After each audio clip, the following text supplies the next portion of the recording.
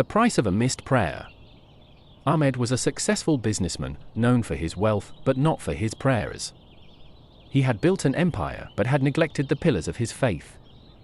Ramadan came, and with it, reminders of the mercy of Allah. Yet, Ahmed remained consumed by his work, believing there would always be time later for worship. One evening, after missing Asr's prayer due to a business meeting, he walked into his luxurious home feeling exhausted. His mother, a woman of deep faith, sat quietly with her Quran. She looked up and asked gently, "Ahmed, how many prayers have you missed today?" "Just one, Mama." "I'll make it up later," he replied dismissively. She sighed. "My son," the Prophet said, "the first matter that the servant will be brought to account for on the day of judgment is the prayer.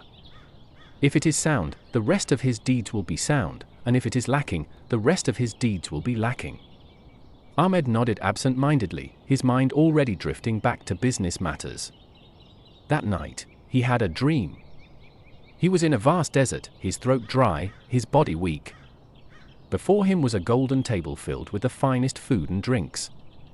He rushed forward, but an invisible barrier stopped him. No matter how hard he tried, he could not reach the feast. A voice echoed, "This is the reward you delayed. Just as you postponed your prayers, your provision is withheld."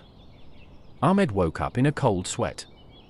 The words of his mother and the Hadith rang in his ears. He realized that his neglect of prayer was not just a delay but a deprivation. The next morning, before Fajr, he made wudu with trembling hands and stood in prayer.